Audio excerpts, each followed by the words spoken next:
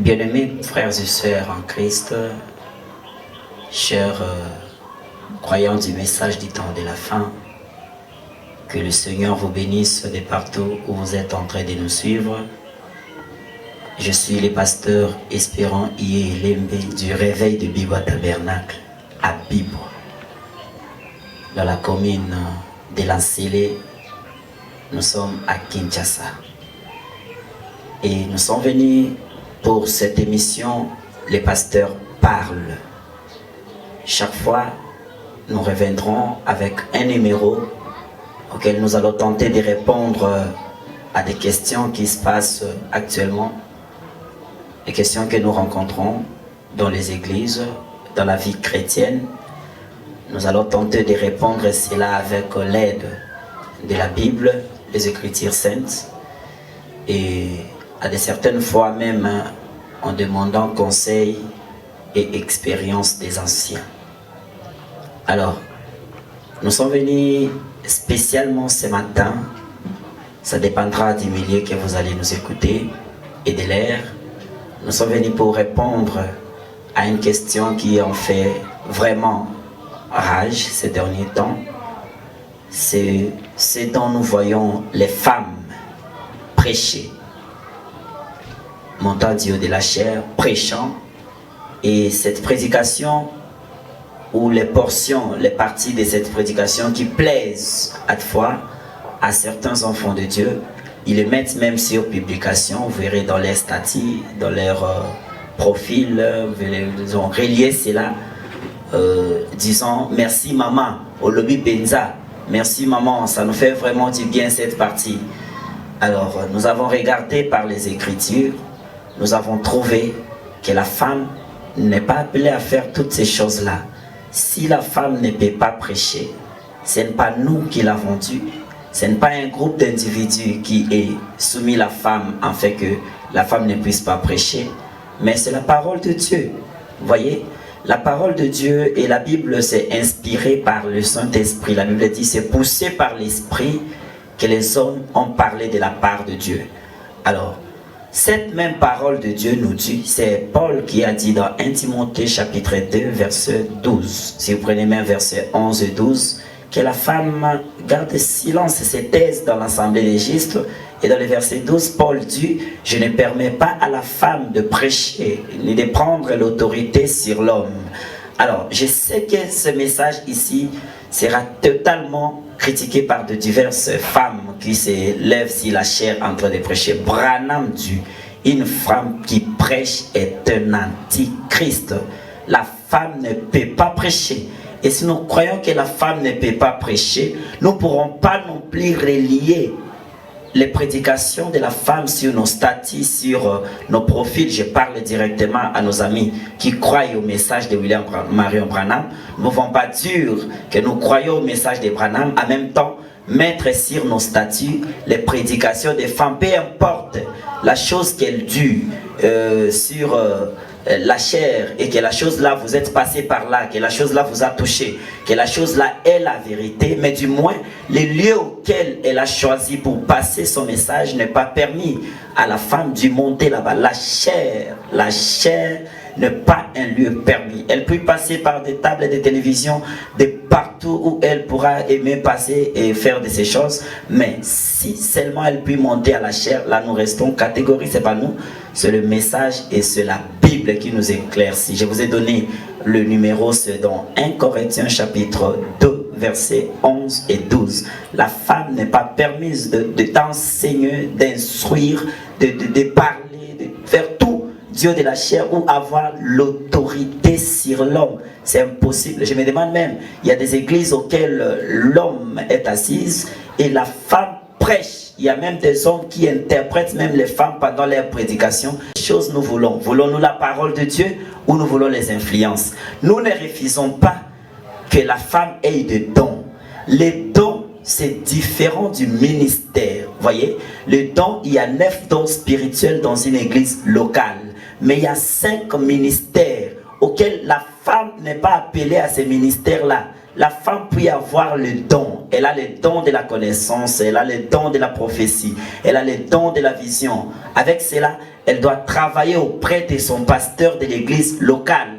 Nous ne sommes pas là en train d'entendre un message venant de la femme parcourant le monde entier, disant Dieu m'a montré ceci, cela, et prêchant cela du haut de la chair. Si la femme a reçu de Dieu un message, c'est dans le cadre du don de l'église locale. L'église locale, c'est un peu comme dans un village, il y a un tabernacle et la femme va travailler avec le pasteur là de l'église locale. Même dans cette église locale-là, la femme avec son don, elle n'a pas le droit d'y monter haut. L'autorité sur l'homme, non. Elle doit dire au pasteur, regardez ce que j'ai vu, ce que j'ai vu, ce que j'ai vu. Et le pasteur va être conduit par le Saint-Esprit, donnera ces messages-là. Il va relier cela à l'église. Mais tout ce que nous constatons, c'est totalement du désordre de la parole de Dieu. Et nous appelons ça la parole. Ce n'est pas la parole. Dieu est 100% la vérité. Il est derrière sa parole et il soutient sa parole. Nous voyons ces derniers temps dans les statuts, dans les profils, de partout. On relit l'extrait d'une prédication et on dit, maman, ici vraiment vous avez très bien tapé. Quel très bien tapé. Si quel ordre. Ça ne peut pas se passer. Dieu ne peut pas parler une chose aujourd'hui et revenir demain sur cela, non. Sinon, il aurait dit revenir, aller ressusciter Sodome et Gomorrhe qu'il avait exterminé. Il aurait dit revenir et aller exterminer la population du temps de Noé. Dieu ne l'aurait pas fait. Voyez, donc s'il n'est pas revenu à sa parole là, il ne peut pas revenir non plus permettre à la femme de prêcher. Message, je parle à tous les enfants de Dieu dans tout le coin que vous allez écouter. Faites-vous attention.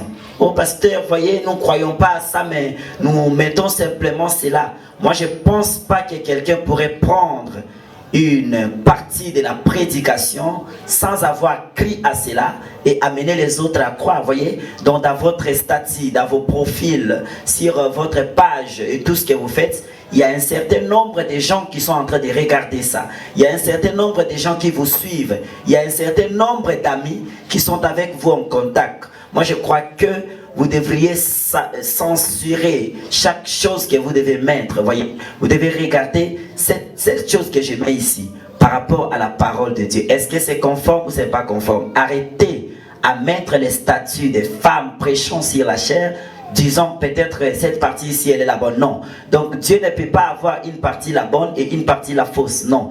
Dieu, du début à la fin, c'est la vérité et ça reste la vérité. La parole de Dieu, la bénédiction. Parce que le problème aujourd'hui, c'est que les gens aiment plus quand on parle de la bénédiction. Quand on dit il y a mariage après ça, quand on dit il y a voyage après ça, quand on dit il y a telle chose après ça, il y a emploi après ça. Alors les gens vont tellement manifester. Il y a même des trucs du genre diffuser ces messages à au moins 15 personnes, après ça vous aurez la bénédiction. De qui est-ce qu'on en parle? La bénédiction vient de l'Éternel et il bénit ceux qui sont en ligne avec sa parole. Donc Dieu ne peut pas bénir quelqu'un quand une maman donne un extrait de la prédication et dit non, diffusez cela à un certain groupe d'amis ou à un certain groupe sur Facebook, WhatsApp et partout où les amis vous suivent, et après ça vous verrez la main de Dieu. Quelle main de Dieu vous devez avoir après ça? Laquelle main de Dieu? Dieu ne soutient jamais une parole qui n'est pas le tien. Voyez, la femme ne peut pas prêcher. Elle ne peut pas prêcher. Moi, je crois que mes mamans, mes bien-aimées sœurs, nous vous aimons beaucoup. Nous sommes contents des dons, des visions, des prophéties, de tout ce que le Seigneur vous a donné. Utilisez cela dans vos églises locales auprès du ministère que Dieu a placé. Et dans une église locale, Dieu en a placé 5 ministères. Il y a les ministères des pasteurs, il y a les ministères des apôtres, de l'évangéliste, des docteurs et des prophètes. Vous voyez, dans l'église locale, c'est plus les 4 ministères qui s'exercent le plus souvent. Alors, vous qui avez des dons, les mamans qui avaient des dons, qui voyaient des visions, ces visions-là ne peuvent pas faire objet de circuits dans le monde. Non. Si vous avez un message, donnez-le à votre pasteur. Et le pasteur dira, le Seigneur nous a parlé au travers une vase. On appelle communément des vases. Le Seigneur nous a parlé au travers la vase. Il nous a donné tel message. Et on peut relier cela dans l'église locale. Mais nous ne sommes pas à ce temps-là. Dans chaque temps, Dieu envoie un seul prophète majeur. Dieu envoie un seul prophète majeur. Et tous les autres viennent après, reliant ces messages de ces prophètes-là, essayant de les distribuer dans chaque église locale ou dans chaque coin. Nous ne sommes pas là à un moment où une maman sort de là-bas, elle commence à donner des messages, elle commence à parler contre telle chose, elle commence à prêcher contre telle chose, et parce qu'elle prêche contre la chose que vous aussi, vous voyez ainsi, vous dites, bon, je vais relier cela. Non.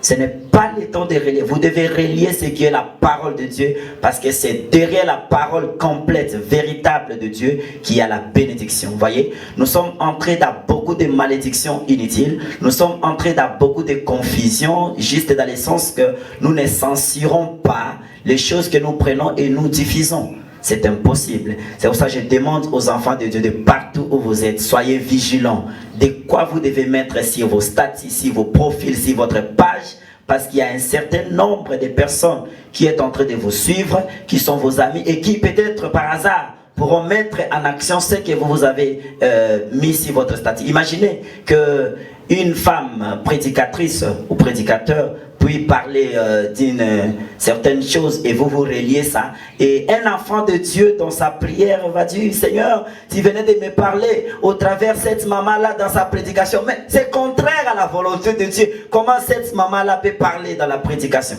C'est contraire. Vous voyez les enfants de Dieu s'agenouiller, commencer à pleurer. Vous allez beau pleurer, il n'y aura rien de la part de Dieu parce que vous avez essayé de faire quelque chose en dehors de la volonté de Dieu. Le frère Branham, notre prophète de ce temps, a prêché une prédication, rendre un service à Dieu en dehors de sa volonté. Je crois que ces mamans, je crois que ces jeunes filles, je crois que ces jeunes sœurs ont bien de dons, mais elles essayent de rendre un service à Dieu, sa volonté. La volonté de Dieu n'est pas que la femme puisse prêcher. La volonté de Dieu n'est pas que la femme puisse se tenir et commencer à parler pendant que les hommes sont là et la femme parle. La femme prend l'autorité. Ce n'est pas la volonté de Dieu. La volonté de Dieu, c'est que la femme doit garder silence dans l'assemblée des saints, qu'elle puisse se taire dans l'assemblée des saints, entendre les instructions en silence. C'est là la volonté de Dieu. Et quand l'Éternel révèle à la femme quelque chose, elle a un pasteur dans l'église locale qu'elle doit voir et transmettre cela au pasteur. Le pasteur va examiner la chose. C'est là ce que Paul dit, n'acceptez pas tout, ne refusez pas tout, mais examinez la chose. Le pasteur va examiner la chose, va prier Dieu, le pasteur va juger cela, et après quoi, le pasteur va parler pour l'église locale. La femme n'a pas un message universel à donner aux enfants de Dieu, non et non.